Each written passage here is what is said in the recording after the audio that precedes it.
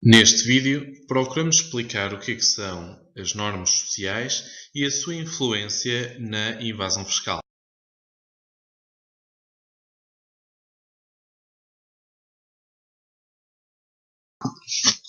Primeiramente, vamos analisar aquilo que fazemos sem saber o porquê.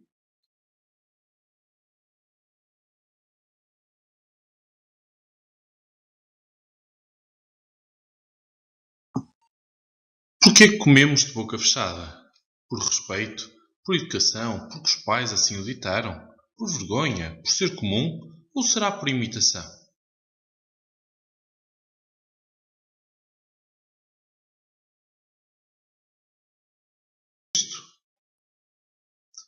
Talvez a resposta esteja mesmo nas normas sociais.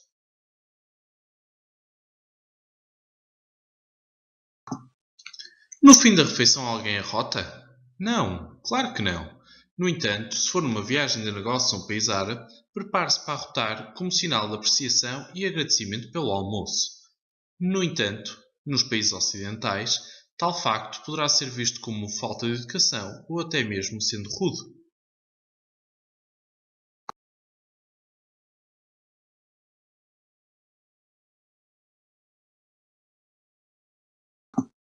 Então, surge uma dúvida. A boa educação é uma norma social? Muitas das coisas referidas são vistas como meras regras de boa educação, mas no fundo a boa educação é muitas vezes não mais do que normas ou convenções sociais a que estamos habituados e sujeitos.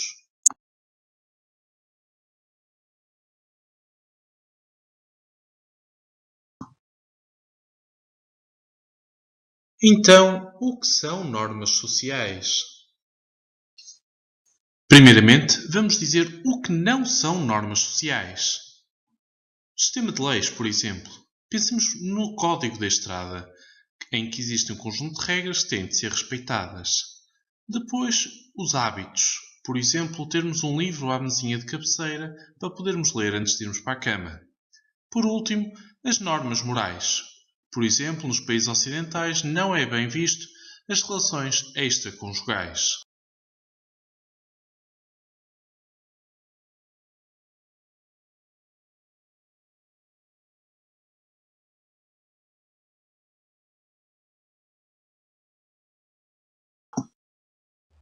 Existem várias definições de normas sociais. Por exemplo, são regras inconscientes que resultam da vivência em sociedade e da noção de que estamos constantemente sujeitos à aprovação ou reprovação dos outros.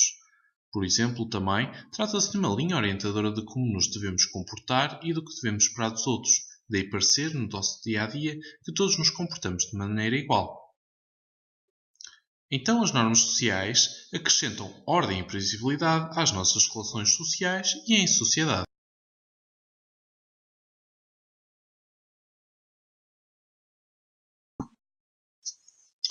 Vamos agora analisar os vários tipos de normas sociais.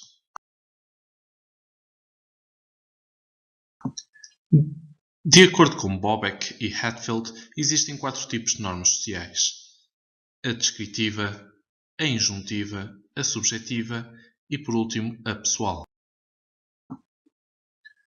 Nós, desde crianças, que procuramos adaptar os nossos comportamentos às mais diversas situações.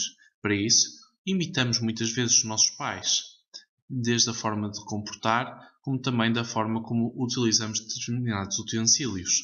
A norma social descritiva, então, descreve que nós observamos terceiros para podermos saber como nos comportar nessas situações.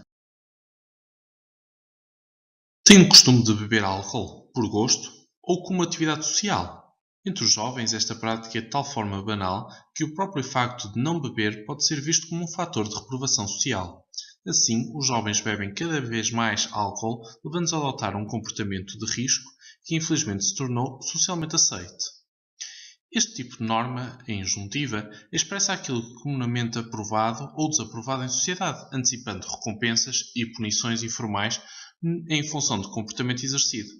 Desta forma, é nada mais nada menos que nos adaptarmos às situações para nos podermos integrar nos grupos que pretendemos. Já pensou, por exemplo, Como decidiu o seu percurso académico? Será que foi influenciado por aquilo que os pais diziam ou fazem? Como é que escolheu? Como é óbvio, teve a opinião daqueles que são mais próximos, como os familiares, os amigos, eventuais colegas de trabalho e até mesmo próprios role models. Assim, a norma subjetiva procura considerar a opinião daqueles que são mais próximos. Por último, temos a pessoal. É expectável que tenhamos em conta o nosso quadro pessoal de valores e crenças com que nos regemos segundo normas pessoais, diferindo assim da pessoa para pessoa.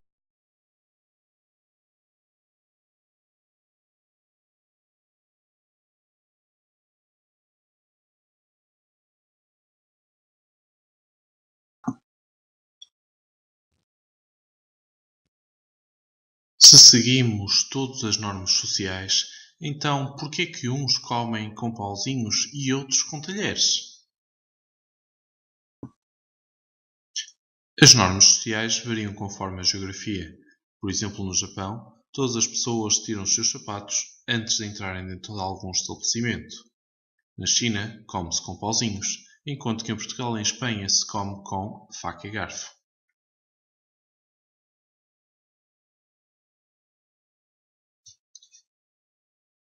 Então, se as normas sociais variam conforme a geografia, provavelmente a nossa contribuição para o benefício social comum, aquilo que é de todos e que não é de ninguém, também vai depender um bocadinho não só do caráter individual, como também da própria sociedade em que estamos inseridos. Assim, é expectável que algumas sociedades, por exemplo, não pagar impostos seja visto como forma mais censurável, enquanto de outras seja visto como forma mais normal. E então, a evasão fiscal depende de quê? Como é que esta é percepcionada? Depende de fatores históricos, de fatores sociais, culturais e políticos.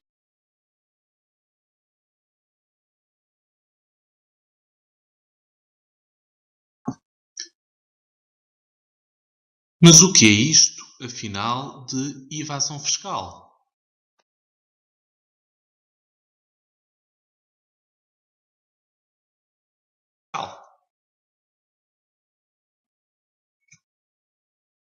De forma simplista, a evasão fiscal traduz-se no não pagamento de impostos devidos por parte de indivíduos ou empresas.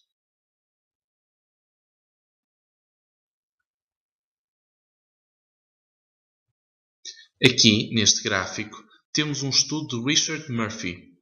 É possível depois compararem, posteriormente, este gráfico com estes dados com os dados do PIB destes países, que poderão encontrar não só em dados disponibilizados pelo FMI, como pelo próprio Banco Mundial, publicados todos os anos.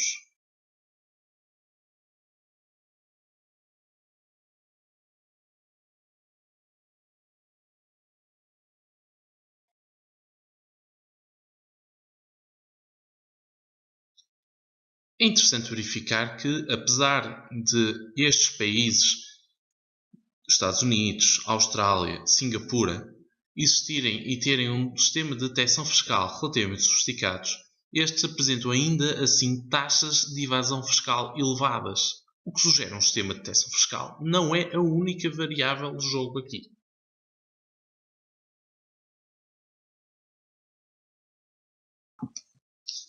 The Social Norms of Tax Compliance procura estudar as razões da evasão fiscal. Assim, estudaram três tipos de variáveis demográficas, subjetivas e específicas. Nas demográficas, analisaram a idade, o género, rendimento anual e o nível de educação destes três grupos destes países. Relativamente aos fatores subjetivos, analisaram a aversão ao risco e a percentagem de possibilidade de descoberta por evasão fiscal. Por último, analisaram fatores específicos, em que viram tipos de evasão fiscal e a influência das normas sociais na evasão fiscal.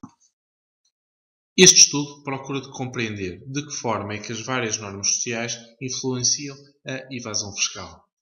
Primeiramente, fizeram perguntas em que analisavam as normas sociais subjetivas e pessoais.